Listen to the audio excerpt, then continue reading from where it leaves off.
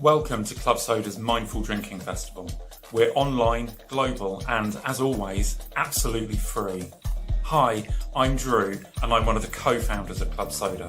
And I'm Laura, the other co-founder of Club Soda. We help you change your drinking in ways that help you live well. So whether you're looking to cut down, stop for a bit, or quit, you can find what you need from podcasts and books and courses on joinclubsoda.com.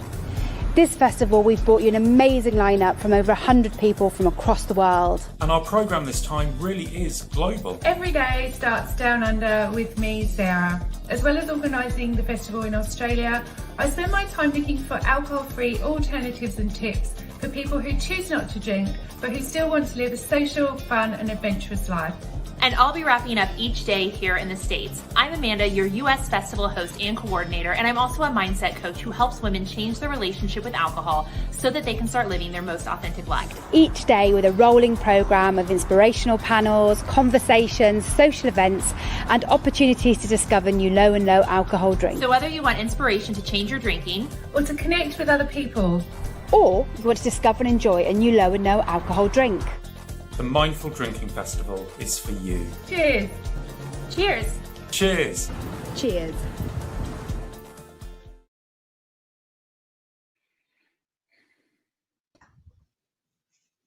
Hi everyone. Wow, this is exciting. My name's Jeremy, I'm from Lyre, and I'm very, very pleased to be joined by Rhonda, the Margarita Mum, all the way from Melbourne. I'm up in the beautiful Burleigh Heads on the Queensland Sunshine Coast up here. And how are you? Rhonda, how's it going? Yeah, well, obviously things in Melbourne are a little bit different to how they are on the Gold Coast. We are not enjoying the warm weather that you are and the relative freedom that you are. Yeah, things are a little bit tricky here in Melbourne, but otherwise everything is great. Awesome. Well, listen, thank you anyone who is online and having a listen to our little talk today. We really appreciate it. Welcome. I looked at the weather and it's going to be something like 28 degrees in London today, and I literally nearly had a heart attack. I don't think I've ever seen the weather like that. So enjoy your day, anyone out there and anyone around the world. Hello from down under. Hey, listen, today we're going to have a little bit of fun. So we're going to be showcasing a couple of cocktails, one from Lyre, which is one of our fantastic, fabulous signatures, but also more importantly, one of Rhonda's, which she does unbelievable cocktails, and all the social handles will come up online. You have to jump on her Instagram page and her website because she has some amazing stuff. And we've been very fortunate at Lyre to be partnering with her. But it's also very exciting for us to be a part of the Mindful Drinking Festival. It was brilliant to be there firsthand this year in January. That seems like a very, very long time ago. And it was a very cold time ago that the Lyre team was at the actual festival in the Trim Brewery in London. That was fabulous. It was brilliant exposure for us. We had a wonderful time. We met some amazing people, and it just really kind of reiterated this whole mindful drinking, this sober curiosity movement that is happening around the world. So for us, it was really, really fun. So we're very excited to be part of this tonight or today, wherever you are around the world. So we're going to make a couple of cocktails, as I said. Rhonda and I are going to have a bit of a chat. There's some comments if anyone wants to comment. Heckle, do whatever. Throw ice at the screen, it's fine, it's not going to hit me. But more importantly, yeah, look, we just want to really reiterate that today's just about a bit of fun, and hopefully we're going to show you guys some nice drinks to get you through those curious times when you're looking at being sober. Right, so guys, before I do start, it would be remiss of me not to, with the great audience, to have a bit of a chat about Lyre. So I'll just hijack this for a sec, Rhonda. Sorry about that. Fine. But we are a company where we've got 13 non-alcoholic products, where we've literally taken inspiration from some of the most time-tested, world's most favorite spirits out there, and through some incredible technology, we've been able to replicate those in flavor, aroma, and mouthfeel in a non-alcoholic form. So it's an incredible journey that we've been on. We have everything from a London dry style gin to vermouths. We've got liqueurs from triple sex to coffee liqueur. We've got an American malt bourbon, which is unbelievable. And we've got everything on that bitter stuff as well, which we know and love when it comes to the spritz occasion of a version like a Campari and an Aperol. So we've got something for everyone, and something for everyone when it comes to cocktails as well. If you like basic mixed drinks, or you like something a bit fancy, we've got some amazing cocktails. So check out the various websites. Probably lyre.com is the best one, but you've got .co.uk, we've got .com.au, the US one. We've got some awesome drinks for your pleasure, and lots of inspiration. So jump on that. Yeah. So guys, we are completely gluten-free. We are alcohol-free. We are very, very unbelievably low when it comes to the calorie count, which is something very important to a lot of people out there.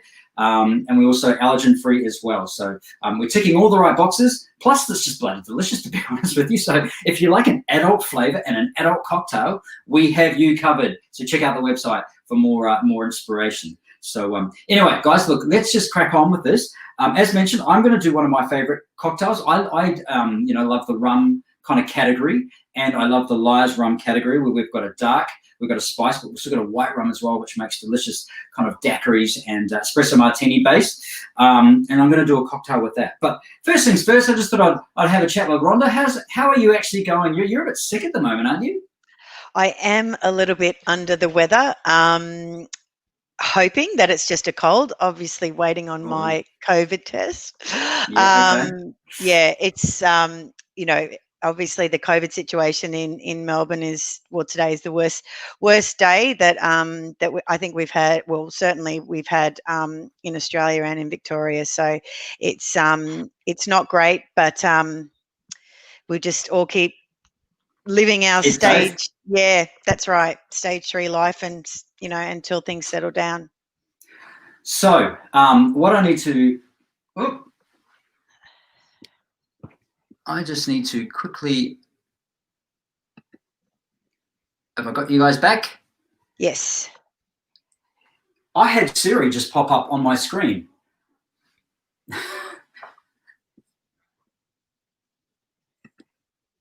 Okay, let's get rid of that.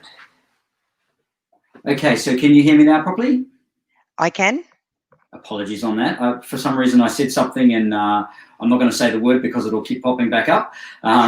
But gotta love the day and age that we live in with communication and technology. But this has been a fun kind of process for us as bartenders or ambassadors to meet people around the world as well. But every now and then something will invariably it always will pop up. Anyway, so let's talk about something else. Let's talk about the Margarita Mum. Now, this is something that I stumbled across, I reckon, I don't know, maybe 5 or 6 years ago, purely for inspiration. I'll be honest with you, because I loved your photography and your garnishes. And when I was on the other side, when I was cocktail bartending, I used to steal your ideas to make my drinks look amazing. So thank you firstly. So can you kind of give us a bit of an insight as to where the Margarita Mum came from? Because it sounds pretty interesting. Look, thank you. That's really kind, Jeremy. I started the Margarita Mum just about 4.5 years ago, and I was inspired after a trip to Mexico for a significant birthday, and I had gone to Mexico because I just actually loved margaritas. And so when I came back, when I was in Mexico, I was just posting on my personal feed. I did a 21-day margarita challenge, and then people started sending me memes and all sorts of things about margaritas. And so I just decided one day just to start an account just to showcase, I guess, when I was having a margarita. I certainly didn't. It wasn't something that I made at home. It was really just something I enjoyed when I went out. And then our local Mexican restaurant, I sourced some mezcal through them. I made some at home with some ruby grapefruit, and took a photo and put it up. And I guess the rest is really a little bit of history, as they say. But I guess it just has evolved from in the beginning. I was really only creating tequila and mezcal sort of base cocktails, and then I just started evolving into using all spirits, and then and certainly wanted to be mindful about drinking and having alcohol-free days. And then that's when I started creating, no alcohol, low alcohol options as well. So, and just most recently, like I'm incorporating a bit more food into it as well, so that it's a bit more balanced than just full cocktails. But so yeah, I guess that's where it was. I started it as a hobby. It's a little bit of a business now, and it's a lot of fun.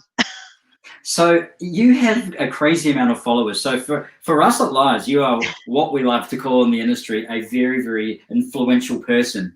And you've got how many followers? On Instagram, 107,000 followers on Instagram. Wow. Well, hopefully after today, then you'll get a few more. So, and that's one of the reasons why we've loved working with you as well. But also, as I said, if anyone is out there and you're watching right now, just jump on the Margarita Mum and you'll see the photos, you'll see the comments, you'll see what Rhonda actually does, and it is actually incredible. When I showed the guys and my guys, they were like, "Who is this woman? Why is it like what? Where has she come from? These are amazing." So yeah, your drinks are brilliant, and we're going to have a little bit of fun by showcasing one of your amaretto sour variations today, which is a real hit for us down under about a month ago. So, hey, so I mean, it's been great to work with you too, because I think one of the challenges with creating alcohol-free cocktails or mocktails or whatever people like to call them is that creating alcohol-free drinks is actually more difficult than creating cocktails, because with cocktails you've got, traditionally a lot of product and variations to work with. One of the things that I found before using like products like Lyre's is that they were obviously a lot very high in calories, very high in sugar, and it was very difficult to get the balance right in a lot of those drinks. So one of the things I've loved about working with Lyre's is I've been able to incorporate my love of creating sugar-free syrups along with the Lyre's products to make really great drinks. And the amaretto sour is I think I've said to you that it is my favorite, but I mean I like drinking them on the rocks as well. This is the bitter orange, which is just a great drink to have on your alcohol-free day. Yeah, that Italian orange is just bang on, and it just is beautiful. Fabulous for so many different things, from spritzes to classics. And I think that's a really good point you made, because we have got 13 products that we have got this amazing portfolio where we can create classic cocktails like martinis, Manhattans, Negronis, or beautiful fresh spritzes that everyone knows and loves today. So we've got this amazing, breadth of everything from boozed up, styled, big rich flavors, to these light, fresh, delicious, garden herb inspired style cocktails. So we're really lucky, but thank you for that. Yeah, so I can't wait to actually recreate your drink. Normally you would do it, but I'm going to do it because I'm generally very, very interested in how this goes. And you made a good point about the low as well. So these are very, very skinny. And anyone in the UK, I should put a shout out to Weight Watchers as well, who have actually just picked us up as one of their preferred drink beverage partners as well. So that's something that we're very proud to have, and we're lucky because we're so low on the calorie count that we're actually part of that program, which is kind of cool. So all right, I think I might start making a drink, because it's 7:15 my time, PM. Yeah, it's time. On a Thursday, admittedly. So I thought I might make a really fabulous, simple rum cocktail. Now, all these recipes, all the recipes that you ever need from anything, literally, we've got about 50 or 60 on the lyres.com website, or .co.uk in the UK, or the .com.au. But this .com is probably the easiest. All the recipes are amazing, super easy. I'm not that clever, but I like a simple drink, and I like a simple drink done well. So we've made them really simple for everyone out there. You don't have to recreate the wheel and make anything too outrageous. I'll leave that up to you, Rhonda. You do the really cool creative stuff, and I like to do the quite simple stuff as well. So I'm going to make a rum drink now. This is called a dark and stormy, but we have to call it a dark and spicy, because funnily enough, it is actually a trademark cocktail, and there's only a couple in the world, and this is one of them. So we're going to call this the dark and spicy, where we're using our dark cane. You can actually replicate this as well with our spiced cane rum as well, but this is one of my favorite Caribbean style dark rum with all that great molasses. It's got cedar. It's got a wicked little kind of a spearmint, back palate mint freshness to it as well. So we're going to make that right here. Hopefully you all can see it. I put it in the right position.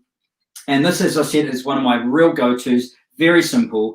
So we're going to use, I'm going to use Australian measurements being mils. So I'm going to use 60 mils, or you could use 2 parts. It's entirely up to you guys. In the UK, probably 50, or in the US, it'll be 2 ounces. But I'm going to do 2 shots or 2 parts, if that makes sense. So straight into the glass. As I said, a really, really simple, lovely, fresh style. Probably an all occasion, all round of the year, because this is great. Poolside, it's great daytime, but it's also fabulous at nighttime as well. It's a bit of a palate cleanser for me. So we've got our 2 shots, half a fresh lime. I've just cut this in half, and that's roughly about 15 mils, half an ounce. So just straight in there like so. I know that just because I've squeezed so many lives after about a 20-year bartending career. So that's roughly about 15 mils. We're going to throw in some vanilla syrup as well. So that's about a teaspoon. So again, not too much in the way of sugar. And we kind of got our drink kind of looking pretty good there. And now we're going to fire it up with some great ginger beer. So I prefer to use the Cappy, the Fever Tree. Cappy's the Australian. But when I'm traveling around the world, as my job is global, I like to use products that are available. And Fever Tree seems to be available everywhere, especially in the UK and the US. So I'm going to do about 60 mils, and I'm going to do about 90. So that'll be 3 ounces, 90 mils Australian, or 3 parts if you're doing parts. And pretty much the drink's made. I always like to build the drink first, okay? Because, you know, if you add ice to it first, it may completely change the flavor. So this is very consistent. Every time I make this drink, it'll always taste the same. Plus with Lyre's, without having alcohol, I don't want to over dilute and over water it down. Now I'm just going to throw some ice in, guys, just some cubed ice from the fridge. It's my New Zealand accent coming out. A little bit of ice, and I like to put ice all the way to the top, so that goes all the way to the bottom. So hopefully you guys can see that. So we've got some nice. Oh, it looks fabulous. Give it a bit of a stir. Now, something, Rhonda, that we'll touch on soon is you love a garnish. You should be Margarita / garnish mum. If anyone's out there and hasn't checked out Ron's Instagram, and Margarita Mum, the garnishes are off the hook. You are literally a Jedi, and I'm very, very envious of how you do it, or where you get a lot of it from as well. But for my one, it's very simple. We'll touch on you in a sec, where I've just got I like my tongs. I think tongs are an unsung hero when it comes to I like tongs too. Well, you are doing it because they're so intricate, right? You got to put them on. Especially in a tall glass. Yeah, exactly. Now, anyone that knows me know that I like a few things. Obviously, I like to wear a hat. I love a good kind of fresh, snappy shirt, but I also am a massive fan of very plump mint. So I've got some lovely fresh mint from the garden. I call that Instagrammable mint. Well, I just call it I like to call it plump mint. Everyone takes the absolute piss out of me for calling it plump mint, but it's my plump mint. It's me. That's what I like. And whenever I do my mint, I actually get a lovely big kind of fresh head there. And this is generally just an aroma, right? We all know that. So aroma is something that you should have with the cocktail. It should be in a nice glass where it should be cold or warm, and it should be delicious. So I get my mint, I turn it, give it a twist, and then I just literally just put it, and it opens up itself in the glass. So if I come around to the screen, good everyone. Here goes my delicious cocktail. So I've got my lime wheel just to give that nice fresh citrus, and then that mint on the nose. And I always love a good metal straw, and the metal straw goes right next to the mint. So you're actually, while you're sipping, you are smelling the aroma of the mint. So it's mint, rum, you've got fiery ginger beer, dash of vanilla, and delicious ginger beer as well. And an awesome Lyre's product. So for me, guys, that is a real full stop, I think, for the end of the day sometimes. And I think that's a real key to, the relationship with alcohol, where a lot of people, they feel they've had a really bad day and they just want to, deal with whatever problems they are by going to and grabbing a beer or a glass of wine or whatever it is. But sometimes it's the process. And for me, that process can be making a Lyre's gin and tonic or a Lyre's Americano, or definitely a Lyre's dark and spicy. So that's a absolutely cracking drink. I adore this cocktail. And as I said, I love rum, but the Lyre's rum variation is absolutely fantastic. So now we've got a few questions there. Rhonda, can you have a look at it as to what people are saying or asking while I have a sip of my delicious cocktail? Will. Okay. So Ali is saying, that looks great. I've tried some Lyres, but never usually go beyond one thing in a mixer. I want it, !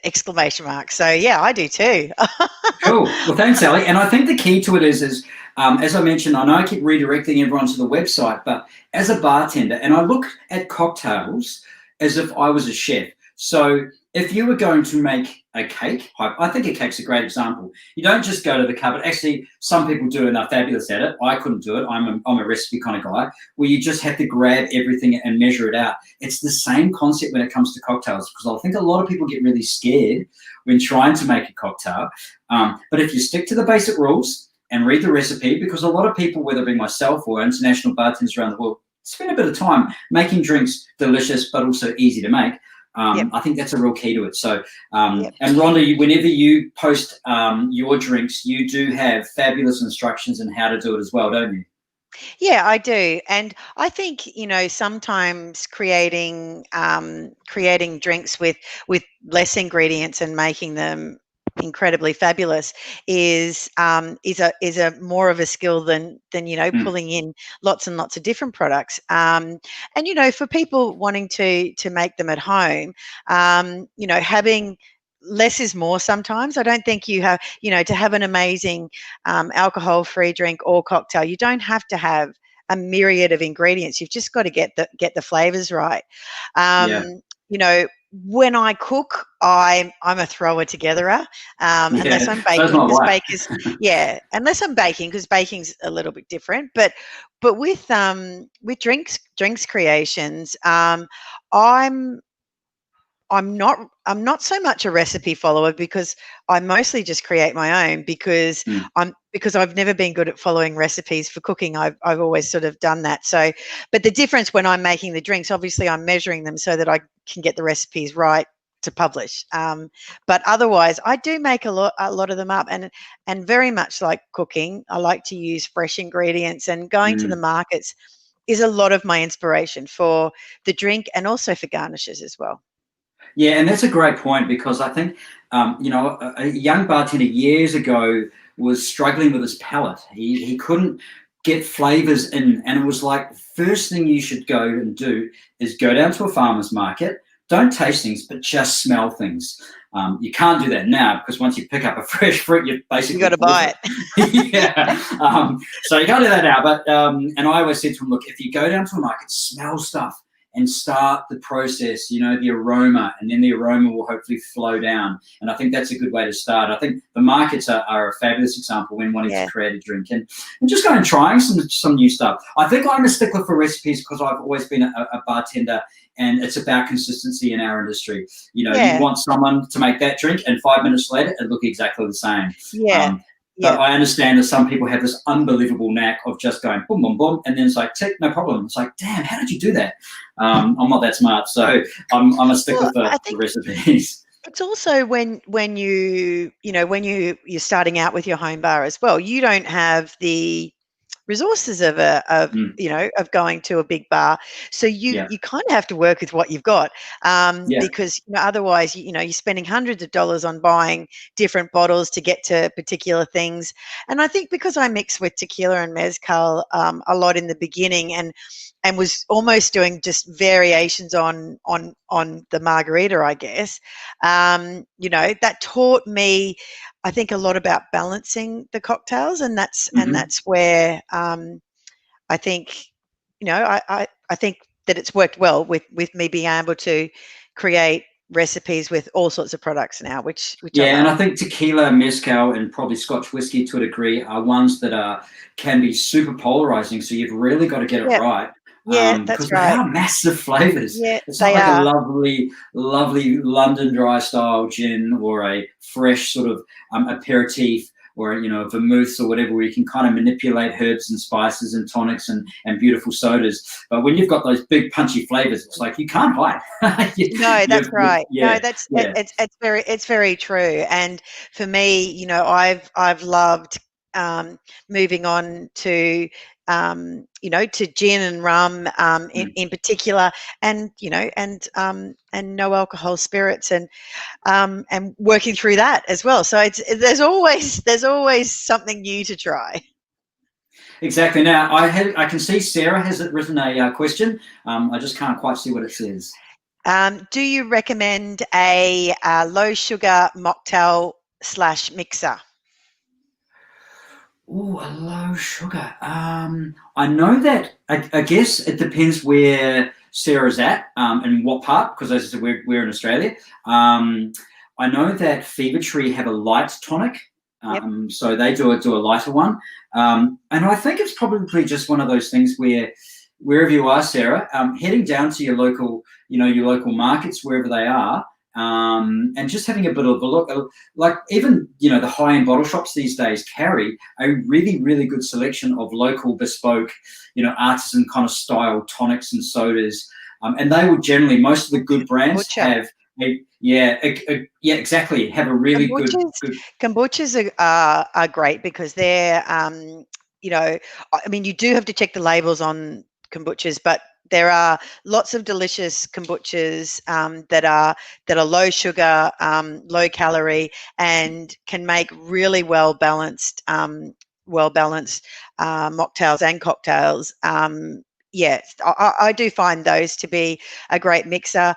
I also find when you're making like sugar-free syrups that you can mix those into and use soda water. So I find that to be a really good option as well. Like the ginger syrup that you're going to use today. That's fantastic in with soda water and lime as well. So I mean, I do spend a lot of time making syrups.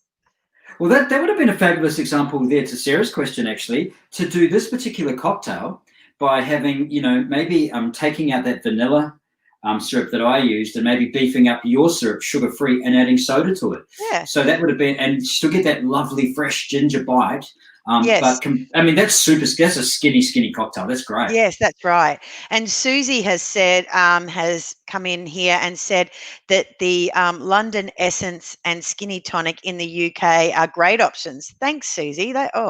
Sounds delicious. Yep. I know, and I think, and this is where I get really probably a little bit envious whenever I travel, or pre-COVID, and you always I always love to go in London, go to Jerry's and seeing what they've got there, a fabulous bottle shop, and they always have amazing products. We just don't get them here, but it's just too hard. It's just too hard to bring them to Australia. I think it's just too hot down here. No one cares. It's too hard. Yeah, there's a great range of drinks here called Etch Sparkling. I don't know if you've come across those as well. They're a fantastic drink on their own or as a mixer. They're really fantastic.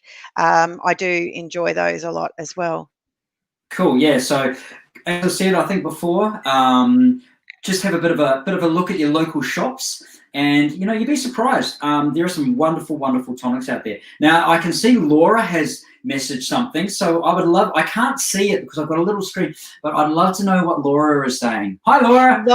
Laura is saying, I'm terrible at making cocktails. I'm sure you're not, Laura, but what's the most simple thing I can do? Also, I love your AMM.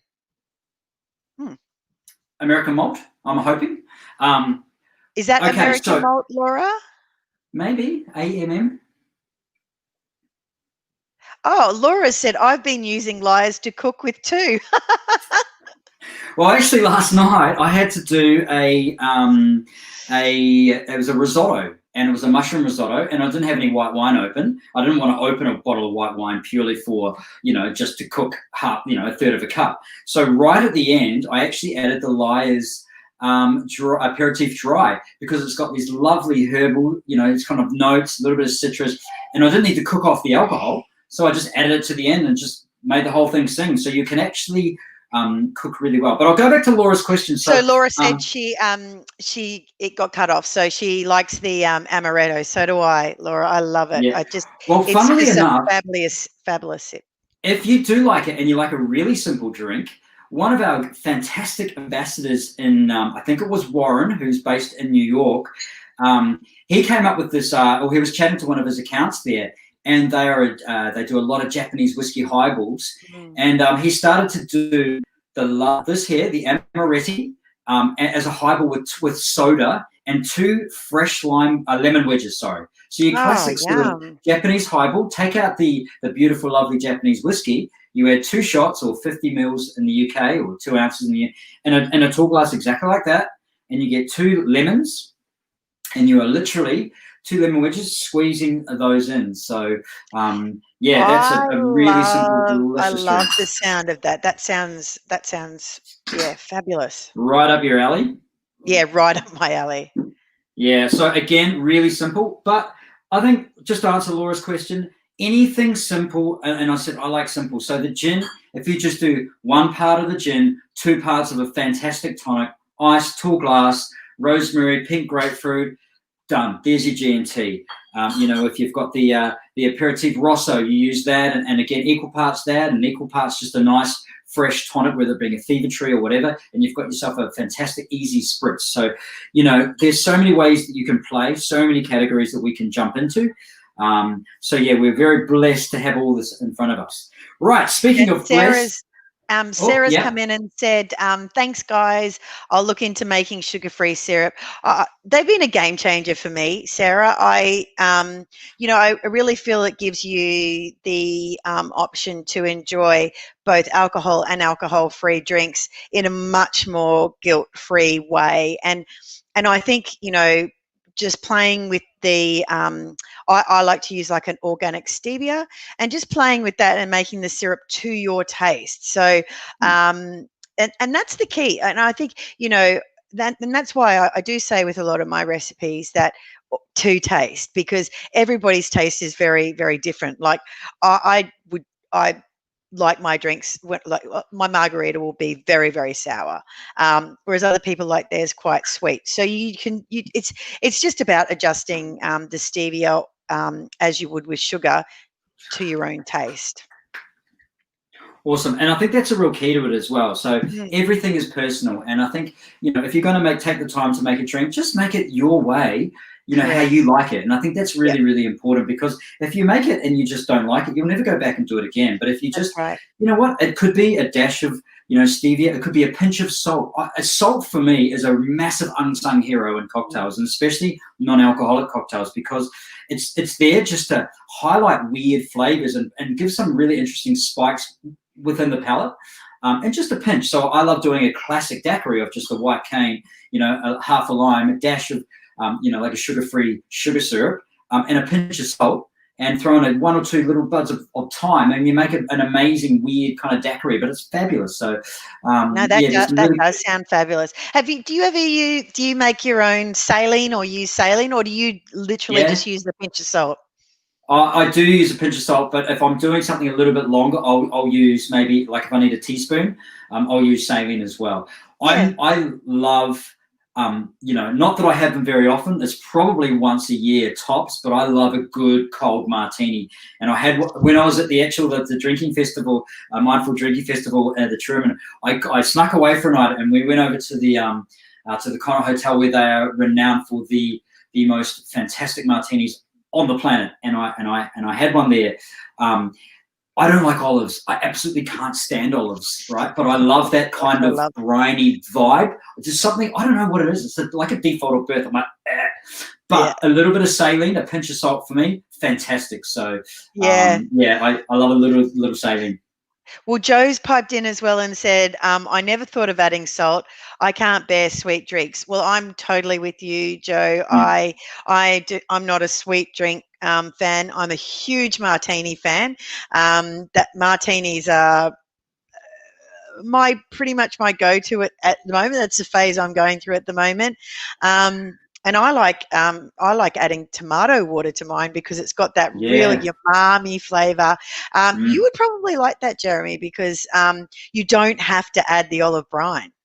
Yeah, that's a good call out. That's another unsung hero again. So great advice. Like, this is fabulous. That a lot of people out there have probably never thought of it, but these are ingredients we have. They're just sitting around, right? And Susie has said that she thinks these tips are brilliant too. So many great ideas. Oh, that's a pleasure, Susie. Thank you. Yeah, and I think that, you kind of just touched on it, by having, these flavors, and I guess I'll kind of reiterate the adult flavors that the Lyre's range really has. The word mocktail for a lot of us is it just has that connotation of sugary juice, lychee, something put into a shaker, shaken up, and it's kind of like, you know what, we need to be better than that. And as a bartender, I wish I had this range available to me from sort of 5 years ago, because this just enhances the guest experience at a restaurant or a bar or wherever, but also at home. Like, if you're not drinking, how many tonics or lemon lime bitters or Cokes? I don't even drink Coke. So, like, it's no disrespect to our friends over at Coca-Cola, but I just couldn't do it. So having this range now with great tonics, interesting sodas, beautiful fruits, and your advice as well was it's just open up the landscape to what we can, and having a drink your way at any time. Now I'm going to crack on because I really, really want to try this cocktail of yours, Rhonda. So I'm going to move my little dark and spicy out of the way, and I'm going to do now. I'm going to do it. I hope you don't mind. I'm going to do it on the rocks. I've got a big, fat, nice rocks in there. Is that okay? Yes, I've got one. I've got some in mine as well. Okay, great. So if we were going to do this as a single serve, we would do with the Lyre's Amaretti, which has the most amazing amaretto nose. It's got this lovely almond, it's got peach, it's got apricot. It is the dash of vanilla. It is this actually is my go-to product to make an amaretto sour for any bartender or anyone, who just does not want to believe that this can make an amazing drink. So this is one of the closest replicas that you'll ever get when it comes to that flavor of an amaretto sour, and I will say that hands down. So it just what I found with it is it just picks up that lemon flavor just so incredibly, just very well balanced. Now you've done 75 mils. Yep. Okay, 75 mils it is, all the way to the top of my jigger. Let me just get the water out of that. That was a bit watery. So 75 mils, that would be 2.5 ounces, or 2.5 shots, or 2.5 parts, however you want to play, of the Lyre's Amaretti. So fabulous. And we've taken some of the most loved amarettos around the world and taken inspiration from those and just, had some fun with it. And it is absolutely brilliant. Okay, so we've got the Amaretti in there. You have some lemon juice. So you do 1 lemon, or sorry, I should say 30 mils of lemon juice. It was. I'll have to just double check. Well, I did look on your website, so yes, it is. I can guarantee that. Okay. So 30 mils, in she goes. So I've freshly pressed lemon juice. Now I need you to talk me through your fabulous homemade sugar-free ginger syrup for anyone out there. How did you do this? So, so with this, what I have found, and again, this comes back to being to taste, is that so traditionally when you make a simple syrup, it's 1 cup water, 1 cup of sugar, bring to the boil, reduce until liquid halves. So what I have found with the syrups that I've made is that generally, if I substitute the 1 cup of sugar with 2 tablespoons of the organic stevia, and I believe for that syrup I used a good tablespoon of the minced garlic, that you can get in the jar, so that it, again, just keeping it very, very simple. And again, if you want it, punchier, you add more or add less depending on how much ginger zing that you want to it. And then you just cook it in the same way.